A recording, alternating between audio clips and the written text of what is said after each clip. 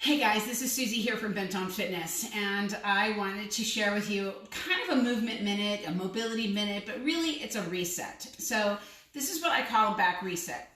Very common of what I get from individuals is that their back feels tight, sore when they tip over to go pick something up, when they transition from sitting to standing, and it hurts right here. Well, very often that's part of the lumbopelvic complex. And it really is the SI joint. Very often that's just a little bit twisted out of shape. It could be being pulled down by one of the hips. It could be a lack of bracing from what's known as the quadratus lumborum, which is another muscle complex in the back. But really, it's just painful. So it doesn't really matter exactly where you got it, how you got it, and that kind of stuff at this time. It's just now you have it. So what I want you to do is we're going to get on the ground. You can, of course, start with the three basic pillars of human movement. Always start with a baseline move, and then you can go into just seeing what really makes it kind of problematic. Then the next thing you can do, of course, after a baseline move is one of the three things, which is start with your breathing and do a little bit of breathing to reset your parasympathetic and kind of balance out the parasympathetic and that sympathetic, which is actually causing and kind of that fight between relaxation and pain sensation. And then the next thing to do, of course, is to do a little vestibular work to allow for the balancing mechanism of your body to reconnect into the body so your body feels more balanced in general. And then, hi guys, if you're joining us live now. And then the next one is if you, then you would move into a movement pattern.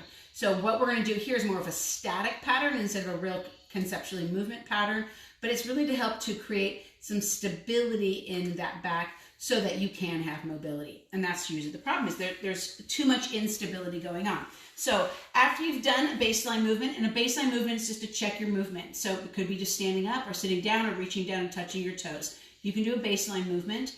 Then you're going to get on the ground, and you can start with some breathing if you want.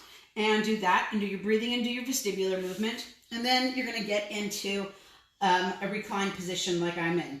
So ideally, you should just be relaxed in this position. This shouldn't increase your pain or not. If it does, then I want you to just stay with your diaphragmatic breathing for right now.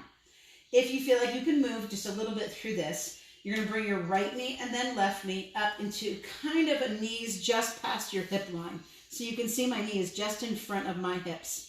Then what I want you to do is you're going to take your right hand, place it on your right thigh, left hand, you're going to place it underneath and behind your left thigh.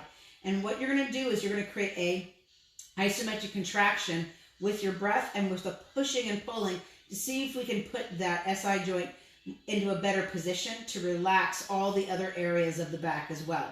So we're going to take our right hand, place it on the right thigh. You're going to press and pull at the same time and create an even pressure between both sides of the hips. So go ahead and watch. Exhale. Big deep breath. Keep pressing, keep pulling.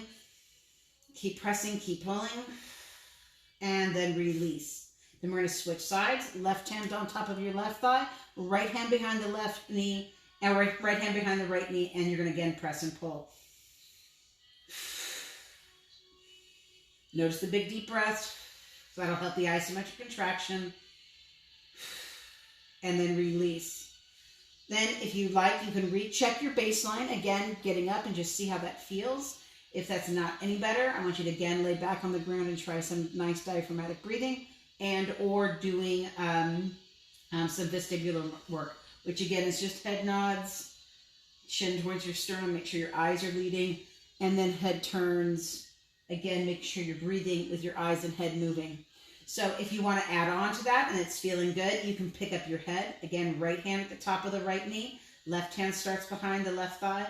Pick your head up and do that push-pull, push-pull, push-pull, and release. And then switch to the other side again. Push-pull, push-pull, push-pull. And then release. Go ahead and let the knees just drop into the chest. Take a couple of breaths. Drop one foot at a time. Just settle there for a moment. And then you can move on. So ideally what I want you to do is I want you to notice what's going on. Remember, it's not how did you get into pain really so much once you're in pain. It's I want to get out of pain and let's figure out how to do that. So I encourage you to do this. Check it out when your lower back or around your hip line, between your hip and your pelvis kind of gets a little bit tender, a little tight. Of course, if this is not fixed, then you can obviously always go see your chiropractor, your physical therapist, your doctor, whomever, and just make sure there's nothing really structurally wrong. But just for the moment, if you just kind of run into something, here's a great tool and a great resource that you can have that doesn't include medication, it doesn't include ice and heat and all kinds of stuff and figuring out which one should go where. It just includes you just resting, connecting, and feeling better. Have a great day. Let me know if you have any questions with this. You can put some posts, some comments in the link below or in the comment below. I'll also repost this up on YouTube so you can watch it again on YouTube.